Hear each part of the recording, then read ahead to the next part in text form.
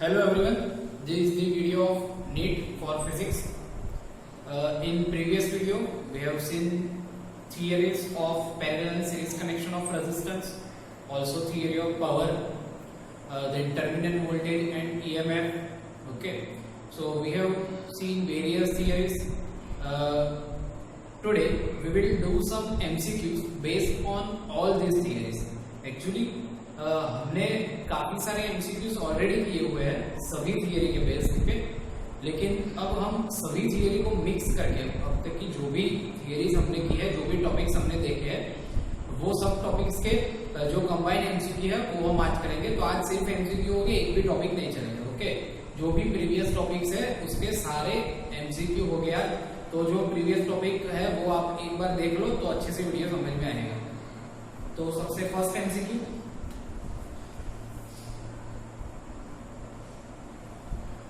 First MCQ में दिया हुआ है कि दो बैटरी, एक 4 वोल्ट की और एक 8 वोल्ट की, उसको फिगर दी है, वो फिगर के हिसाब से ज्वाइन किया.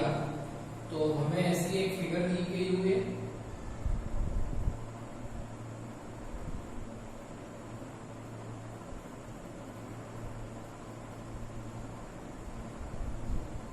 दो battery, two batteries, one battery of 4 volt, another battery of 8 volt, and उसके साथ एक एक्सटर्नल रेजिस्टेंस कनेक्ट किया है. ये एक एक्सटर्नल रेजिस्टेंस,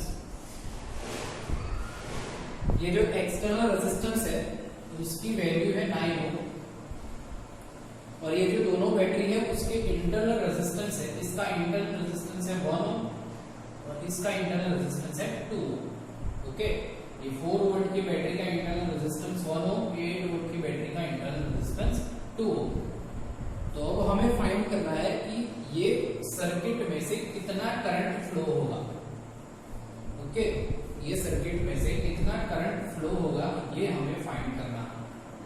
अगेन क्वेश्चन ये है कि दो बैटरी है, 4 वोल्ट की, 8 वोल्ट की, दोनों बैटरी ऐसे कनेक्ट की हुई है. ये 1 ओम इसका इंटरनल रेजिस्टेंस, 2 ओम ये बैटरी का इंटरनल रेजिस्टेंस, ये है external resistance.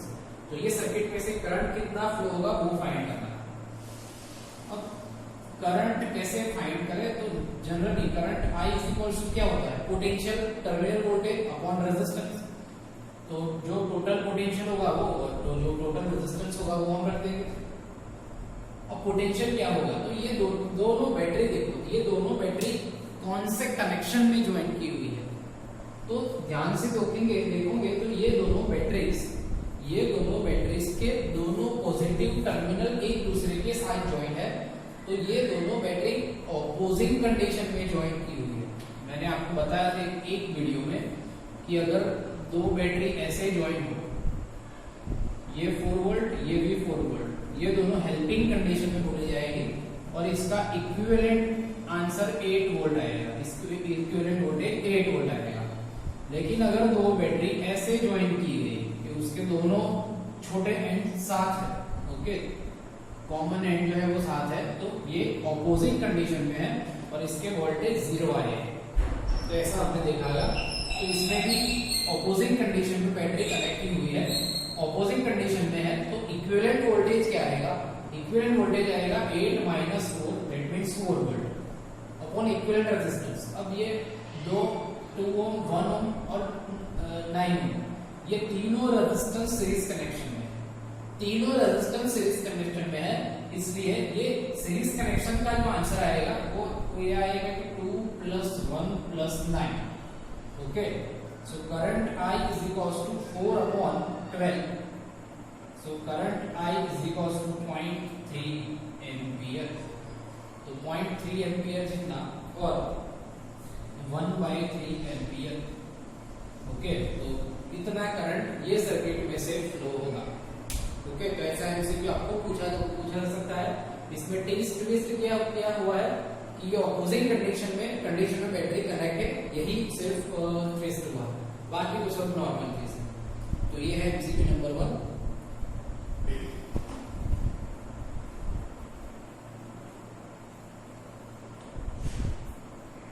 Next MCQ, MCQ number 2 में है कि 3 वायर है, तीनों के जो मास रेशियो है, मास रेशियो वो दिए हुए हैं 1:3:5, 1:3:5, m1 m2 m3 is equals to 1:3:5 ऐसे दिए हुए हैं। देन उसके लेंथ के जो रेशियो है वो 5:3:1 दिए हुए हैं। ओके, लेंथ रेशियो L1:L2:L3 ये दिए हुए हैं 5:3:1 रिवर्स। एंड हमें पूछा गया है कि ये तीनों बैटरी में से ये तीनों वायर में जो भी एनर्जी जनरेट होगी, ओके, जो जूल एनर्जी जनरेट होगी उसका रेशियो क्या होगा। ओके, और ये तीनों वायर के साथ सेम बैटरी, सेम वोल्टेज वाली बैटरी कनेक्ट की हुई है। तो 3 वायर है हमारे पास, तीनों के मास रेशियो है 1:3:5, तीनों के लेंथ के रेशियो है 5:3:1, तीनों को एक बैटरी से ज्वाइन करते हैं, तीनों को अलग अलग बात। ओके, तो तीनों को सेम बैटरी से ज्वाइन करते हैं, तो तीनों में जो भी एनर्जी यूज होगी, जो भी जूल एनर्जी यूज होगी उसका रेशियो क्या होगा वो फाइंड करना है। एनर्जी का रेशियो दैट मींस हमें पावर का रेशियो ही फाइंड करना है। तो we are asked to find out, हमें पूछा गया है कि P1:P2:P3 जो है वो फाइंड करो। अब सिंपल एक थिंग है जो पावर हमने पढ़ा था, वो पावर जो था P = V²/R, power V = V²/R। अब तीनों बैटरी सेम है, ये तीनों बैटरी हम सेम यूज करेंगे, दैट मीन्स वोल्टेज तो कांस्टेंट होगा, तो P = 1/R आ गया। लेकिन R = क्या है, ρL/A है, तो हम ऐसा बोल सकते हैं कि P =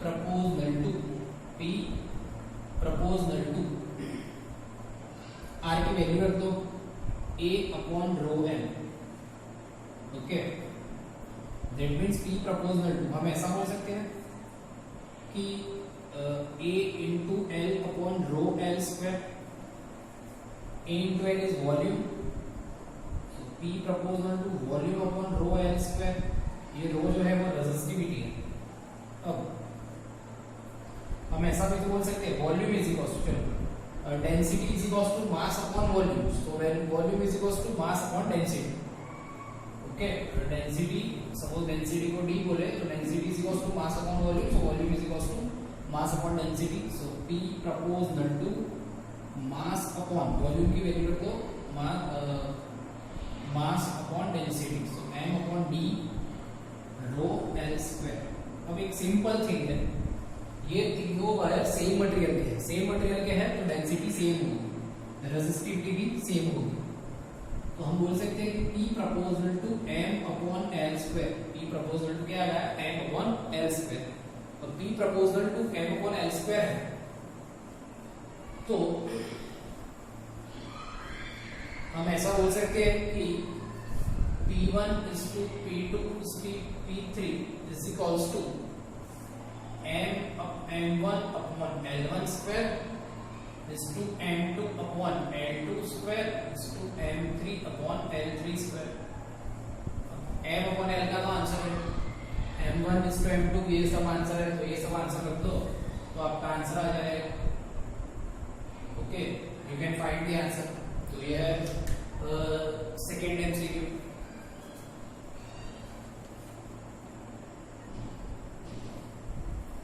next MCQ number 3। MCQ 3 में दिया हुआ है कि there are total small n resistance, कुछ रेजिस्टेंस दिए हुए हैं, total number of resistance n है। ओके, n रेजिस्टेंस दिए हुए हैं, जो रेजिस्टेंस की वैल्यू है R। ये n रेजिस्टेंस जिसकी वैल्यू R है वो फर्स्ट सीरीज में कनेक्ट किए, सीरीज में कनेक्ट किए तो इक्विवेलेंट रेजिस्टेंस क्या आएगा, ऑब्वियसली NR आ जाएगा, R+R+R+R n times NR।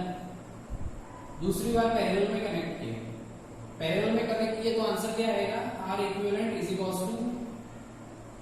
n/R। Okay sorry R upon N।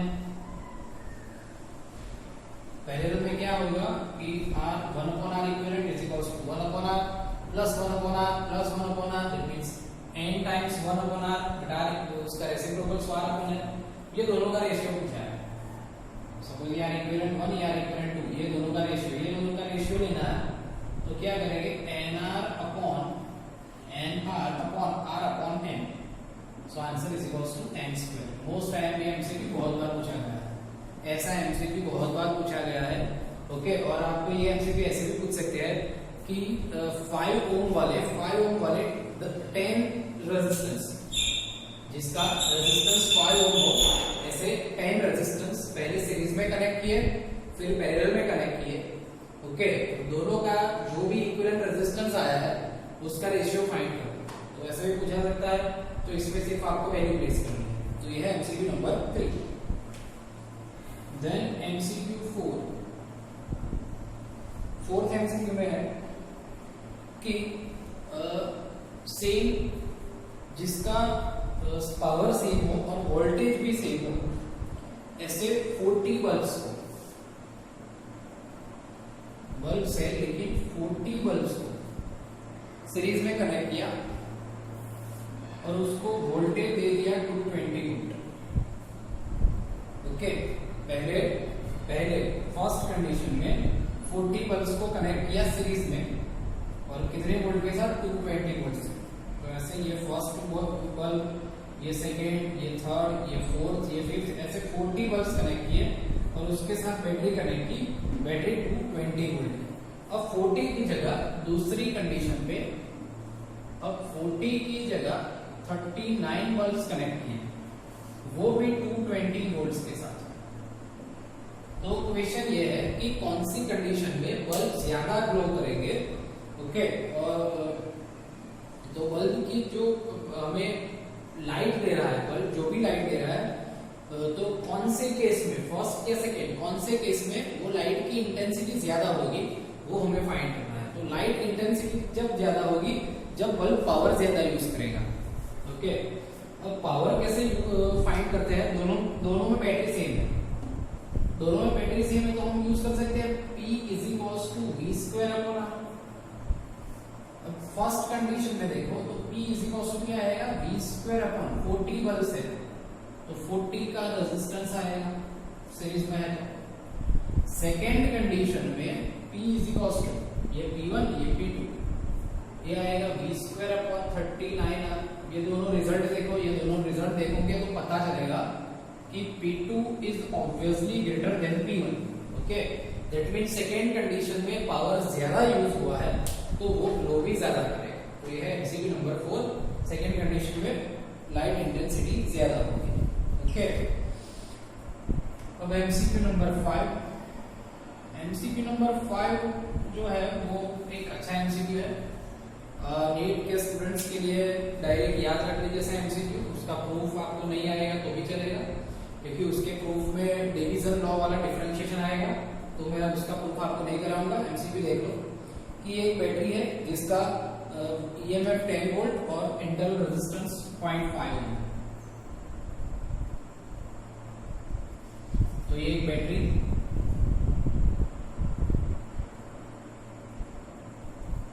Okay, ये बैटरी का 10 EMF, voltage 10 EMF, sorry EMF है 10 वोल्ट एंड इंटरनल रेजिस्टेंस 0.5 ओम। उसके साथ एक एक्सटर्नल रेजिस्टेंस R कनेक्ट किया हुआ है। पूछा गया है कि R की क्या वैल्यू रखे, R की ऐसी कौन सी वैल्यू रखे कि उसमें से ये R में जो भी पावर मिलेगा वो मैक्सिमम होगा। अगेन फिर से एमसीक्यू सुने, क्वेश्चन सुने कि R की ऐसी कौन सी वैल्यू के लिए, R की ऐसी कौन सी वैल्यू के लिए ये R में सबसे ज्यादा पावर खर्च होगा, सबसे ज्यादा पावर कंज्यूम होगा, ऐसा एमसीक्यू है। अब सबसे ज्यादा पावर चाहिए तो पावर P की वैल्यू क्या आएगी, I स्क्वायर R। तो सबसे ज्यादा करंट चाहिए होगा।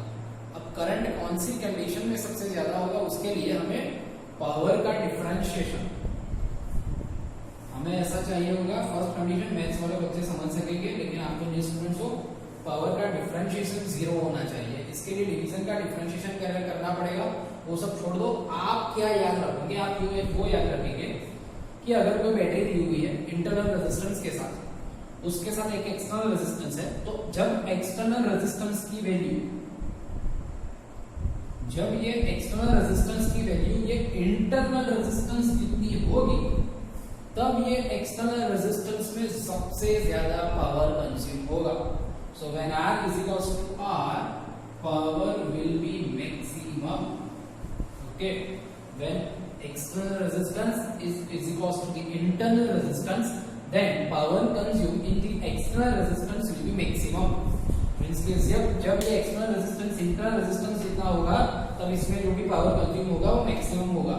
तो यहाँ पे R की वैल्यू क्या आएगी 0.5। ये आंसर, आपको कुछ कैलकुलेशन करने की जरूरत नहीं है, जस्ट आंसर याद रखो। जब R की वैल्यू 0.5 होगी तब सबसे ज्यादा पावर कंज्यूम होगा। ओके, तो ये है एमसीक्यू नंबर 5। अब आगे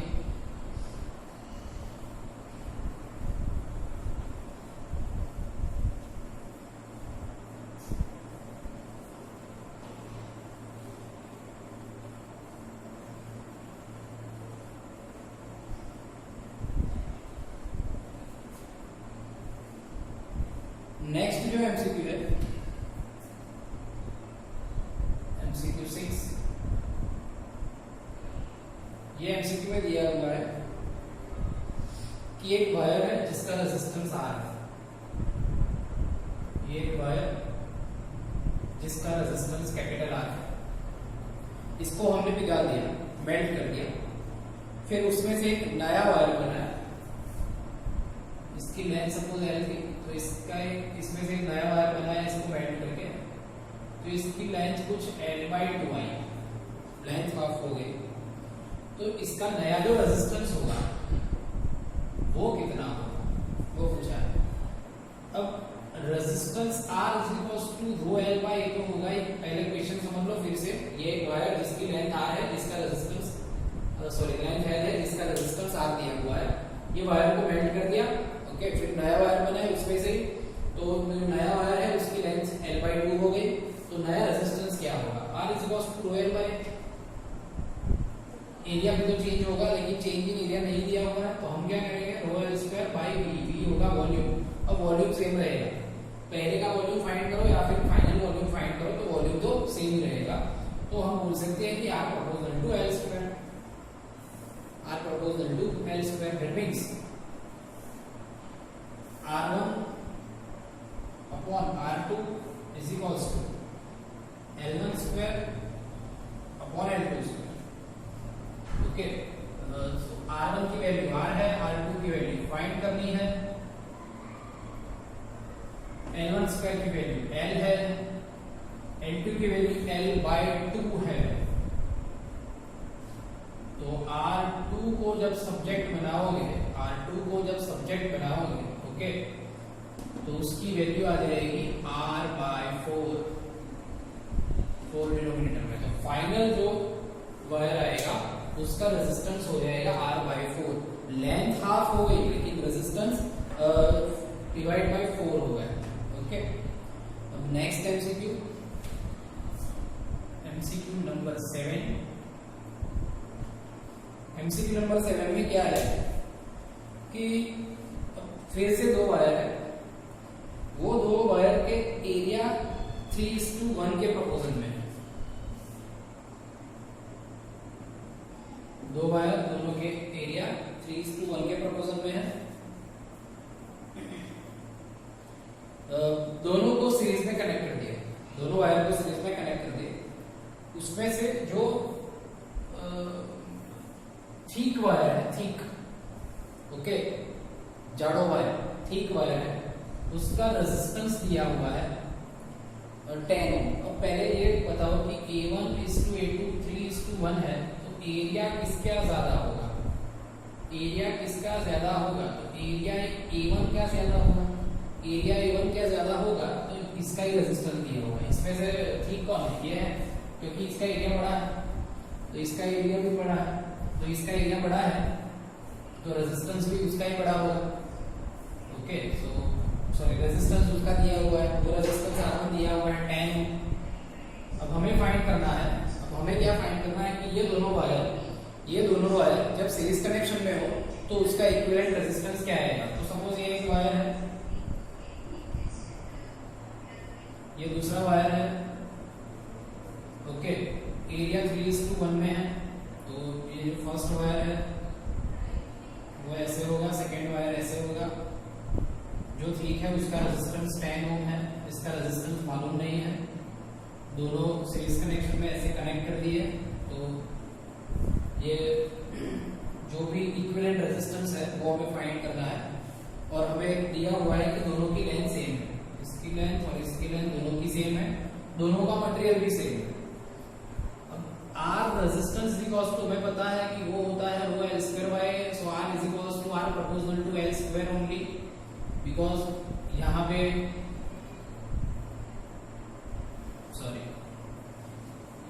पे यही इक्वेशन यूज कर लो, रो एल एल तो सेम दिया हुआ है, सो हम बोल सकेंगे कि आर प्रोपोर्शनल टू 1/a, सो हम बोल सकते हैं कि r1/r2 is equals to a2/a1। Okay, तो पहले R2 फाइंड कर लो। तो R2 फाइंड करोगे तो R2 की वैल्यू आएगी 30 ओम। R2 की वैल्यू क्या आएगी 30 ओम, ये 10 ओम ये 30 ओम, दोनों को सीरीज कनेक्शन तो इक्विवेलेंट आंसर क्या आएगा 40 ओम। ओके, तो ये है एमसीक्यू नंबर 7। अब एक एमसीक्यू और करेंगे।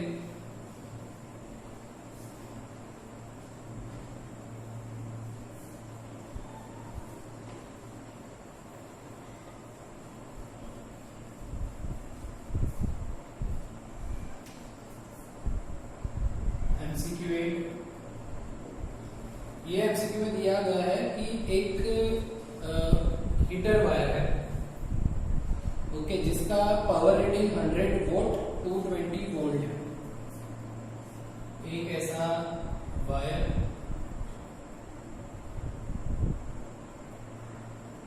ओके, जिसका रेटिंग है 100 वोल्ट 220 वोल्ट।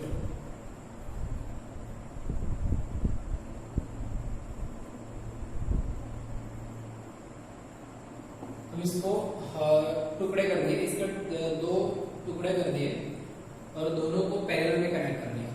तो फिर एनर्जी क्या यूज होगी वो फाइंड करनी है। लेकिन पहले इसके दो जो पार्ट करने हैं, इसके 2 पार्ट करने हैं। तो सपोज 2 पार्ट, इसके 2 पार्ट सपोज ऐसे हो गए, तो दोनों पार्ट के रेजिस्टेंस भी आधा आधा हो जाएगा। जो इसका रेजिस्टेंस सपोज R है तो इसका रेजिस्टेंस क्या आएगा R/2। अब ये दोनों पैरेलल कनेक्शन में कनेक्ट हुए। अब ये दोनों को पैरेलल कनेक्शन में कनेक्ट करवाओ तो इसका रेजिस्टेंस ये इसका R/2 पैरेलल में कनेक्ट है, इक्विवेलेंट रेजिस्टेंस क्या आएगा R/4। ओके, अब ये जो पैरेलल कनेक्शन है इसको बैटरी के साथ ज्वाइन किया है, लेकिन बैटरी है 200 वोल्ट की। ओके, बैटरी है 200 वोल्ट की। अब पावर क्या यूज करेंगे इसमें, पावर क्या आएगा, तो पावर क्या आएगा, तो power P is equal to V²/R। R की वैल्यू आएगी R/4, पावर की वैल्यू क्या आएगी V²/R/4। V की वैल्यू दी गई हुई है, R की वैल्यू फाइंड करो, आंसर आ जाएगा। R की वैल्यू यहां मिल जाएगी, P is equal to V²/R, so R is equal to V की value 220 into 220, okay, upon P की वैल्यू 100। सो यहाँ से फर्स्ट आपको रेजिस्टेंस मिल जाएगा, ये रेजिस्टेंस की वैल्यू यहाँ रख दो, आपको पावर मिल जाएगा। तो ऐसे आप 1 सेकंड में जो यूज होती है वो एनर्जी और पावर फाइंड कर सकते हो। ओके, तो आई होप ये सब एमसीक्यू आपको समझ में आए होंगे, आप ऐसे दूसरे एमसीक्यू कर सकते हो। आई थिंक आपको ये जो भी अभी तक के जो भी टॉपिक हमने चलाया है उसमें से आप 25-30 एमसीक्यू अपने आप करो तो आपको कॉन्फिडेंस में आएगा और कॉन्सेप्ट भी क्लियर हो गए। Okay, thank you.